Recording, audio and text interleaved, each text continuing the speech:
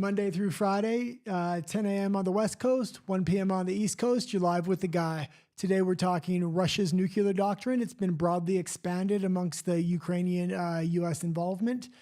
Alex Jones is being forced to sell Infowars and all of his equipment. We'll get into that. There's some very strange details with that are very interesting. Then we're going to get into John Kerry making crazy comments about why you should vote for Democrats so they can take away your freedoms. Then we got Fran Linowitz. Who's Fran Linowitz? Well, she's not very important, but she seems to have the broad idea that we need to take away the Supreme Court, much like many Democrats do. Last, we're going to round out with J.D. Vance and Tim Waltz. Their debate's coming up tomorrow, and it should be pretty interesting. Okay, let's get into Russia first.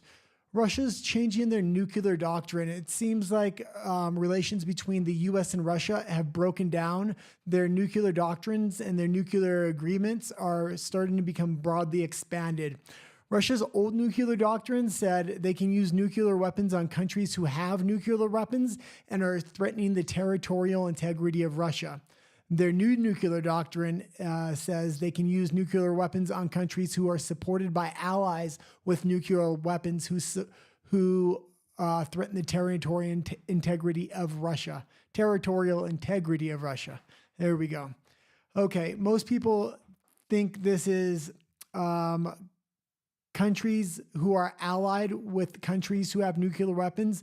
This is mainly meant to incorporate Ukraine, who doesn't have nuclear weapons, who's being supported by the U.S., who does have nuclear weapons, but it has much more broad implications than just that. It's also going to include Belarus. Russia wants to reserve the right to defend Belarus at any cost. Belarus is a territory of Russia, so any country that attacks Belarus and is supported by a nuclear power, Russia reserves the right to attack that country with nuclear weapons. Now, overall, Russia has a lot more in common with the West than a lot of other countries, and this is why Russia's immigration policy, their new immigration policy that's been recently brought up by Putin, is offering or is extending citizenship to people who hold similar Russian values. This may be conservatives in the United States, the UK, Australia. There's a long list of Western countries that he's trying to get immigration through, which is pretty interesting. He wants immigrants that share traditional religious Russian values or just traditional Russian values to come and be a part of Russia. It's a much different strategy than the West has used. The West is inviting everybody from everywhere, even when their values are in direct contradiction with traditional Western values. This would, I guess, an example of this would be a lot of Middle Eastern countries and African countries coming into Europe and the U.S., where the values are in direct contradiction. This can be especially seen in Europe. Europe is having a lot of issues with Muslim immigrants because the cultures are so different, especially in a place like the UK, where you're having Muslim majorities taking over parts of the political system and implementing Sharia law. Now, the United States has very similar policies, but they're lucky because they have Mexico to their south. So many of their immigrants are from Mexico, and Mexico has a similar value system. So it makes for a very good integration amongst the two populations. Now, going back to Russia, I think Russia wants to set some boundaries with the West. The West just keeps pushing these boundaries. Now, Russia hasn't set a lot of red lines up to this point. One of the red lines was long-range missiles into their territory by Ukraine. And as a result of some long-range missile strikes, they're trying to set this nuclear doctrine to say you need to back off and you need to back off now, otherwise we are going to escalate. So it's going to be interesting to see what happens there. Let's get into this Alex Jones story. Now, this Alex Jones story is interesting on a lot of levels because Alex Jones is being sued by the Sandy Hook families. He lost that, and now he had over $1 billion judgment. Now, how one individual is going to pay $1 billion, who knows? But they're going after Alex Jones in all kinds of different ways. They went after him in one way where they wanted the rights to his name and his image and his voice, meaning they could have reproduced his voice in any way they wanted on any social media platforms through AI or anything else. Now, luckily that was denied, but that's really a step too far. If people can sue somebody and then have the rights to their image and their voice and any other intellectual properties is absolutely crazy. Now, Alex Jones did offer $55 million to the Sandy Hook families to settle over a 20-year period. And that was as good as they were going to get, because Alex Jones is currently bankrupt and he's not going to really make any major money. If he does go work for somebody, he's going to make it within the bounds where he doesn't have to make this billion-dollar payout, which he'll never be able to pay in the long run. But the Sandy Hook family turning down the $55 million, it seems like the lawyers of these Sandy Hook families don't have the best interest of their clients in mind. Now, the production company of Infowars itself Alex Jones is being forced to sell off. There's not a lot of value there. He has camera equipment, he has some studio equipment, but the studio itself is actually a leased property. So anybody that buys the name Infowars and the production equipment is not going to be entitled to any major asset like a building or a house or something like that. So how much are you really going to get for that? My estimates is maybe $1 million or $2 million. But even if it's way overestimated at 5 or 10 million, who's going to really want to buy that? At this point, there's one bidding constituency that's trying to put investors together, and that's Roger Stone. Roger Stone's a big Trump supporter, and I think he wants to buy Infowars in hopes that Alex Jones will stay with Infowars, because Infowars as a name and a website really only has value with Alex Jones attached to it. If Alex Jones leaves and Infowars is sold to, who knows, a Democrat or something like that, who they're ultimately just going to shut down the website. There's going to be no future income coming in for these Sandy Hook families. The best case scenario for maybe the Sandy Hook families and the Republicans is if this Roger Stone investment group comes in and buys Infowars. Okay, next we're going to go to John Kerry. John Kerry, oh my God, this guy is just making crazy comments. No, let's go to the video and then I'll talk about it. And I think the dislike of and anguish over social media is just growing and growing and growing. And it's part of our problem, particularly in democracies, in terms of building consensus around any issue. It's really hard to govern today. You can't, there's the referees we used to have to determine what's a fact and what isn't a fact have kind of, been eviscerated to a certain degree. And people self-select where they go for their news or for their information. And then you just get into a vicious cycle. So it's really, really hard, much harder to build consensus today than at any time in the 45, 50 years I've been involved in this. And there's a lot of discussion now about how you curb those entities in order to guarantee that you're going to have, some accountability on facts, et cetera. But look, if people go to only one source and the source they go to is sick and, has an agenda and they're putting out disinformation, our First Amendment stands as a major block to the ability to be able to just, hammer it out of existence. So what we need is to win the ground, win the right to govern by hopefully having, winning enough votes that you're free to be able to implement change. Now, obviously, there are some people in our country who are prepared to implement change in other ways, and so that's you're really questioning dangerous. really if democracy can survive unregulated social media. I think democracies are very challenged right now, and have not proven they can move fast enough or big enough to deal with the challenges that we are facing. And to me, that is part of what this race, this election is all about. Will we break the fever in the United States?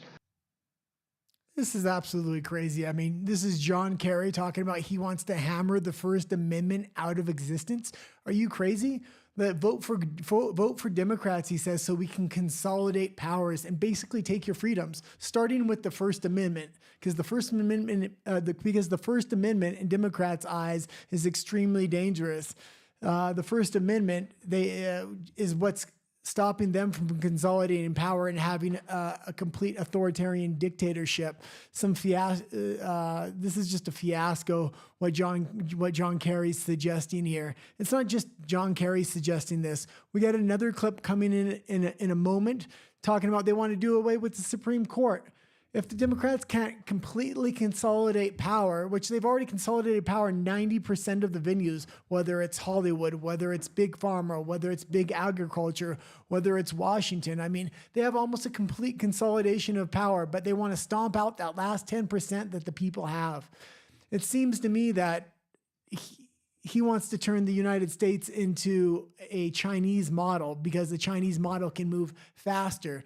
Faster doesn't necessarily mean better for the people. It's the people here. If the people can maintain their free speech rights and their other basic freedoms, we actually have a chance to take back the government. Right now, it's a bunch of elites and academics running the government. What we need is the people to take control of the government. We need food freedom, medical freedom, political freedom, and things of this nature. So the health and welfare of the people of the United States are being put first by the people. We need transparency, and then transparency requires freedom of thought and freedom of speech. What John Kerry is suggesting is absolutely ridiculous, and this isn't the first time he's made some harebrained comment off the cuff. Now, let's go to Fran Linowitz. Is that how I say it? Libowitz. Close enough. Anyway, she's not very important, but what she's saying is important. And this is a basic idea that many Democrats have nowadays. It's the one area they don't have complete consolidation of power over. And this is why the legal system has been able to stand up. As a last resort, as a backstop, the Supreme Court's there to protect the American people. And that's exactly what it's been doing. But let's listen to what this crazy bat has to say. You know, the Democrats had elected people. The Supreme Court is completely his. You know, I mean, it's so disgraceful, this court, that it shouldn't even be allowed to be called the Supreme Court. You know, I mean, a bunch of clapping seals. It's an insult to Motown to call it the Supreme Court. So it's not even a court. It's only a court in the sense that the court of Louis XVI was a court. You know, I mean, basically, it's a harem, okay? It's a harem. It's Trump's harem. So I always feel sorry for the 3 real judges on the court. You know, I know a lot of people have jobs, not me, not you, and you have to go to work every day, and there are people you don't like at work. But can you imagine having to go to work every day? Alito? You have to go to work with Alito, with Kavanaugh? You know, I mean, it must be horrible. So what Biden should do, not that you asked, but when they passed that law, the Supreme Court passed that ruling, you know, where they said, you're not the president, you're the king, which is what that ruling is. You can do whatever you want. You can never be, you know, held responsible. I thought, you know, Biden's still the president. No one seems to notice. But Biden should dissolve the Supreme Court. Dissolve the Supreme Court? I'm the president. I'm the king now, like you said, and go home. Okay. Good to see you're centrist. Now, there's just so many things wrong with so many parts of her statement, but I was glad to see Bill Maher sitting there just looking at her like she's a crazy old bat, which she is. And she tried to bring Bill Maher in this to saying, oh, there's a lot of us have to go to work. Not me and not you. Well, maybe not her, but Bill Maher does go to work. Bill Maher does work with a lot of people, and he probably doesn't like a lot of people he does work with. But to include him in that statement is just, she thinks she has an ally, and I don't think by the look and his reaction that she really does. Also, she's trying to act like Donald Trump's a king. Donald Trump's not even in office right now. So this immunity the president was given, and this broad-based immunity applies to Biden just as much as it does to Trump as it applies to anybody else. I would actually say it applies less to Trump and more to every other president in modern history, because every other president had a major conflict or war they were involved in, which could be considered a war crime, whether that's George Bush or Barack Obama doing drone strikes, or Bill Clinton or whoever else it was. George Bush won as well. Like, this is absolutely crazy to think this immunity turns Trump into a king. He's no king. He's not even in office. They're also trying to say Trump squashed a border bill. How did he squash a border bill? He's not even a politician. He's not even in office. I can see how he could squash a bill once he's in office, but right now saying that is absolutely ridiculous. Now, this is just not just her view, but it's a lot of Democrats' views in general, that the Supreme Court is lopsided and therefore it's unbalanced and therefore it shouldn't exist. The truth is, there's so many parts of the American justice system that are dominated by Democrats and crazy liberals that the Supreme Court manages to balance it out. So as a final backstop and a balance of power, it really does work, which is a good thing. Now let's get into this J.D. Vance, Tim Walz debate. This came up on my radar. I didn't even realize it was coming up. It's tomorrow night, October 1st. And I'm really excited for this one because although Trump won the debate and when the polling came out on the last one, when I watched it, I actually thought Kamala Harris had won. She had looked more presidential. But the more I analyzed it, I realized Trump actually did win because he he managed to stay on topic 90% of the time, meaning he dictated what was being talked about, whether that was the border, whether that was crime, whether that was war, whether that was health and food freedom and things like this. So Trump was able to be angry and act less presidential, but maintain what the subject matters that were coming up in the debate were about, which really benefited him with independents and moderates, which made his polling go up. Now, J.D. Vance, on the other hand, is going to be a completely different animal.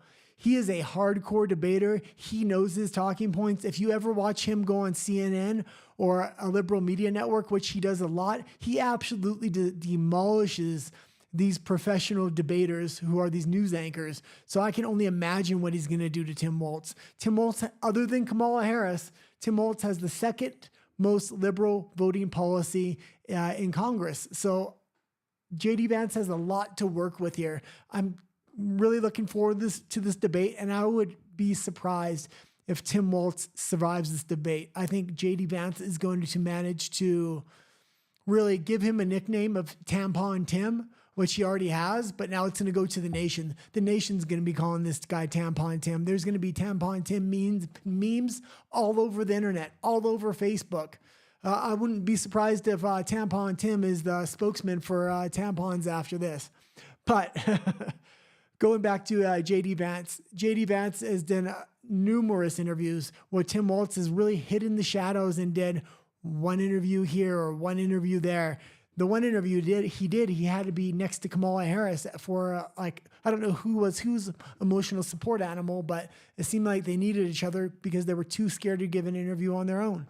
Now, J.D. Vance and Donald Trump have done well over 100 interviews, while Kamala Harris and Tim Walz have done less than a dozen.